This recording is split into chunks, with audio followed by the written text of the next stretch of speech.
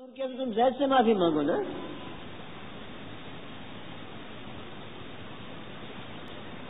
غیبت تو تم نے کی ہے انسانوں کی اور معافی مانگتے ہو اللہ سے.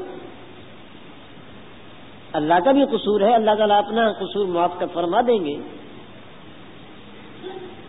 لیکن جب تک صاحب حق معاف نہیں کرتا ویسے اس وقت تک کیسے معافی ہوگی؟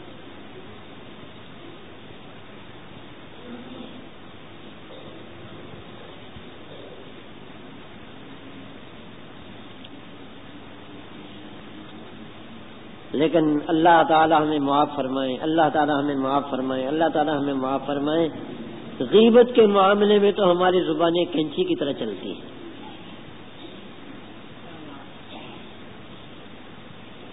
ہماری مجلسوں کا موضوع غیبت ہوتی ہے.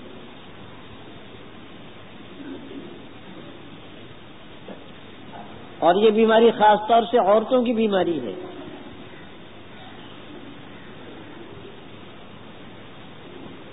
جب بھی یہ دو عورتیں بیٹھے گی تیسری کی بات کریں گی. لیکن اب یہ صرف عورتوں کی بیماری نہیں رہی, مرد اس سے زیادہ بیمار ہو گئے, عورتوں سے بھی زیادہ بیمار ہو گئے.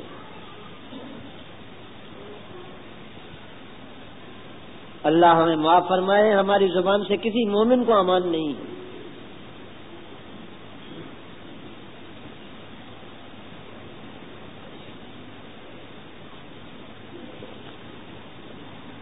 خصوصیت کے ساتھ اگر کسی سے کوئی غلطی ہو جائے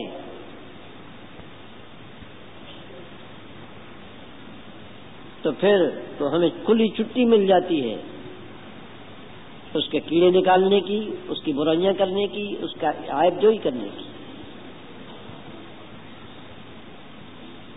ایک بزرگ بس میں جا رہے تھے,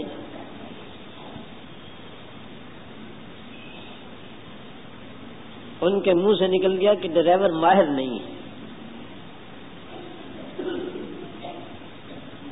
بعد میں احساس ہو گیا یہ تو غیبت کی میں نے.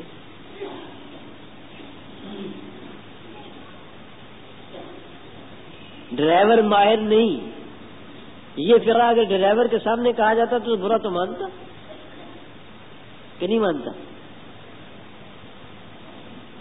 یہ تو میں نے غیبت کی ہے. اب دیکھیے چھوٹی سی بات ہے,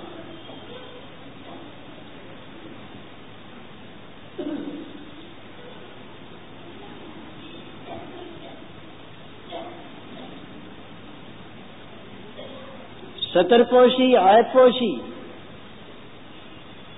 کسی کے عیب کو کسی کے سامنے بیان نہ کرنا,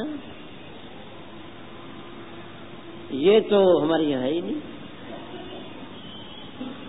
اس لیے کہ پیٹ کو افارا ہو جاتا ہے, نفخ ہو جاتا ہے, ہوا بھر جاتی ہے. ایک جعفر جوہی ہوا ہے, ہماری کتابوں میں, سنیوں کی کتابوں میں بھی اس کی روایتیں موجود ہیں, لیکن اصل میں شیعہ تھا. ہمارے امام ابو حنیفہ رحمہ اللہ تعالیٰ فرماتے ہیں ما رأیت اکذب من جابر وما رأیت افضل من عطاء. میں نے عطاء ابن ابی رباح سے افضل اور بہتر آدمی نہیں دیکھا, اور جابر جوفی سے زیادہ جھوٹا کسی کو نہیں دیکھا.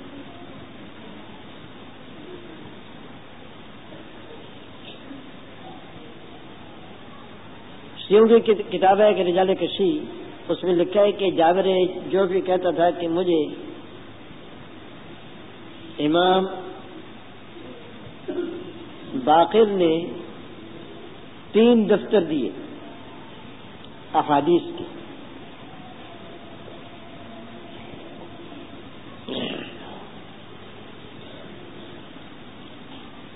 اب مجھے صحیح تعداد یاد نہیں رہی, اتنی لاکھ حدیثیں تو انہوں نے مجھے اس طرح کی دی, اتنی لاکھ اس طرح کی دی, اتنی لاکھ اس طرح کی دی, اور فرمایا کہ یہ جو پہلا دفتر میں نے دیا اس کو تو تم بیان کر لو میرے سامنے, اور یہ جو میں نے دوسرا دفتر تمہیں دیا ہے یہ میری زندگی میں بیان نہ کرنا, میرے مرنے کے بعد بیان کرنا. اور یہ تیسرا دفتر دے رہا ہوں یہ کبھی بیان نہ کرنا, یہ سب صرف تمہارے لیے. جابر کہتا ہے کہ میں نے کہا جی بہت اچھا، لیکن میرے پیٹ میں درد ہو گیا اور میں جنگل میں چلا گیا. جنگل میں جا کر کے تنہائی میں ان حدیثوں کو بیان کرنا شروع کیا. جھوٹا آدمی ہے، خبیث.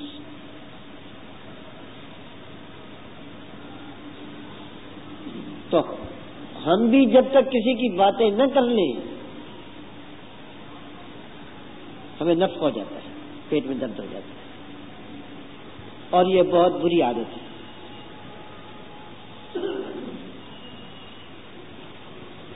اسی طرح ایک گناہ زبان کا ہے کسی مسلمان کو عار دلانا. کسی سے کوئی غلطی ہو گئی اس کو کہتا ہے پھٹے منہ. عار دلاتا ہے اس کو.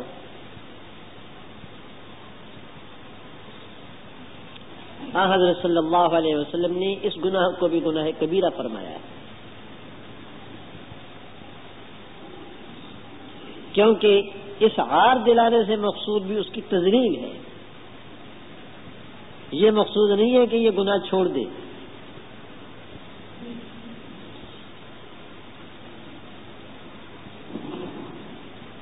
اور ایک گناہ زبان کا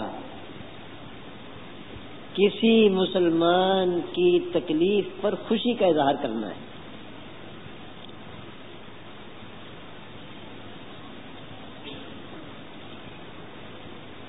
یہ رذالت اور کمینگی ہے، لیکن اللہ ہمیں معاف فرمائے، ہم میں سے اکثر لوگ اس کمینگی میں مبتلا ہیں.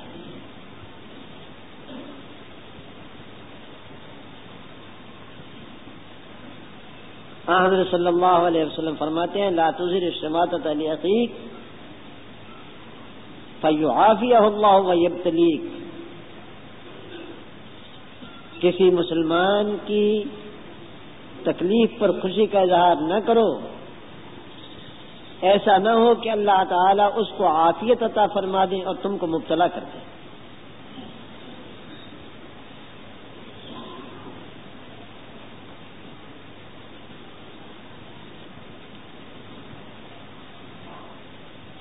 اور عار دلانے کے بارے میں فرمایا رسول اللہ صلی اللہ علیہ وسلم نے کہ جو شخص کسی مسلمان کو کسی گناہ کی عار دلائے گا اللہ پر لازم ہے کہ مرنے سے پہلے اس کو اس میں مبتلا کرے. نعوذ باللہ ثم نعوذ باللہ ثم نعوذ باللہ. اللہ تعالیٰ مرنے سے پہلے اس کو اس میں ضرور مبتلا کرتے.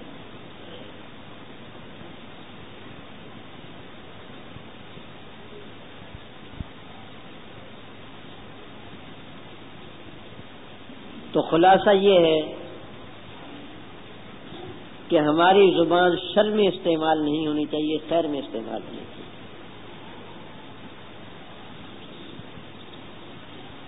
دوسروں کے قصوں میں نہ پڑو، اپنا قصہ نہ مٹاؤ.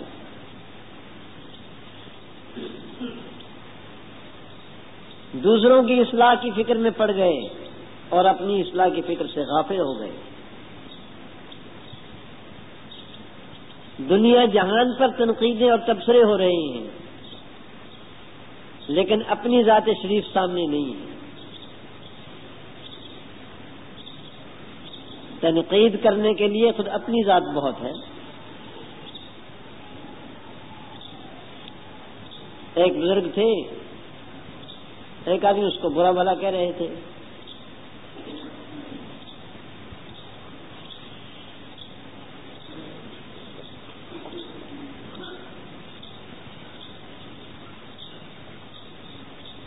وہ بزرگ چلتے رہے، پیچھے پیچھے ان کو برا کہتا جا رہا تھا. آگے جا کے ٹھہر گئے.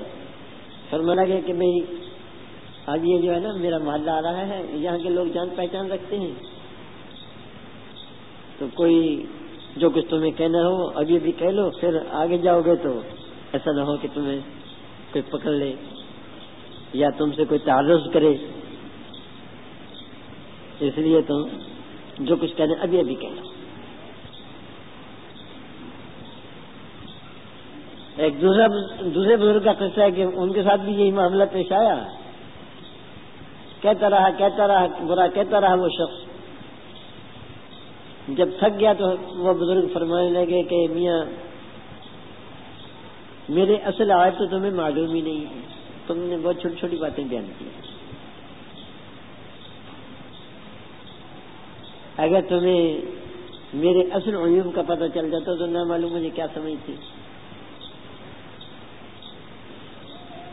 مبارک ہے وہ آدمی جو دوسروں کے عیبوں سے اندھا ہو اور اپنے عیبوں کو دیکھنے والا ہے. اور بہت ہی بدقسمت ہے وہ آدمی جس کی آنکھیں اپنے عیبوں سے بند ہوں اور لوگوں کے عیب اس کو نظر آئیں.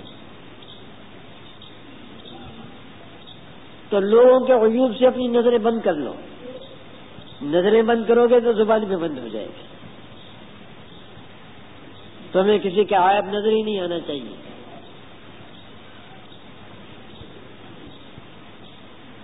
وقت ختم ہو گیا. مگر ایک بات کہہ دیتا ہوں, تم کہو گے کہ اب آنکھیں کھلی ہیں کیسے نظر نہ آئے. آنکھیں کھلی ہیں نا, کیسے نظر نہ آئے. جواب یہ ہے کہ بہت آسان کام ہے, یہ کوئی زیادہ مشکل نہیں ہے. آنکھوں کو بھی بند کر سکتے ہو, لیکن اگر کسی کے عیب پر نظر پڑ بھی جائے تو تم یوں سوچ سکتے ہو کہ اس کا ایک عیب مجھے معلوم ہے, میرے اندر نہ معلوم کتنے عیب ہیں. مجھ سے تو یہ اچھا ہی ہے, چلو بس اس سے زیادہ تو نہیں کچھ ہوگا. اللہ تعالی ہمیں عمل کی توفیق عطا فرمائے. اللہ تعالی ہماری تمام کوتاہیوں اور لغزشوں کو معاف فرمائے.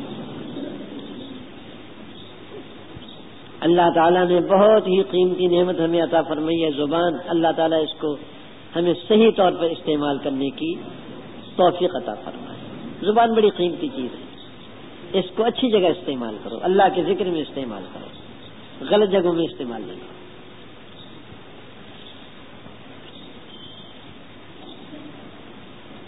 ایک طالب علم صاحب کہہ رہے ہیں کہ کاروبار میں برکت اور پرچوں میں کامیابی کے لیے دعا فرمائیں. اللہ تعالیٰ کامیابی عطا فرمائے.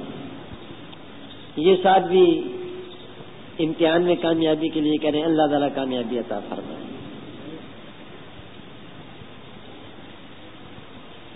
ایک صاحب کہتے ہیں کہ انہوں نے ایک پلاٹ لیا تھا کہ KDA سے, پوری اپنی جائیداد رقم اس پر لگا دی, اب قبضہ دینے میں تاخیر کر رہے ہیں. اللہ تعالیٰ بھی اس مشکل کو آسان فرما دے. اللہ تعالیٰ آسانی فرما دے.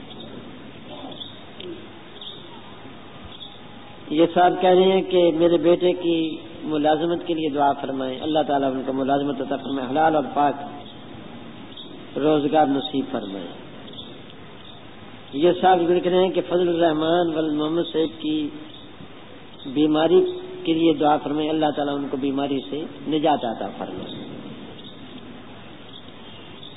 ایک صاحب لکھ رہے ہیں کہ کچھ گھریلو پریشانیاں ہیں اور بچیوں کی شادیوں کا مسئلہ بھی ہے, اس کے لیے دعا فرمائیں. اللہ تعالیٰ ان کی پریشانیاں دور فرمائیں اور ان کی بچیوں کے رشتے اللہ تعالیٰ مقدر و میسر فرمائیں. یہ ایک صاحب لکھ رہے ہیں کہ اجازہ احمد 17 دن سے ہسپتال میں بے ہوش ہیں, ان کا ایکسیڈنٹ ہو گیا تھا, ان کے لیے دعا فرمائیں. اللہ تعالیٰ ان کو صحت عطا فرمائے. سبحانک اللہم و بحمدک اشہد ان لا الہ الا انت. تم نے دیا نہیں تو شناختی کارڈ کے سلسلے میں وہ تحریک قصور کیا تو تم زید سے معافی مانگو نا.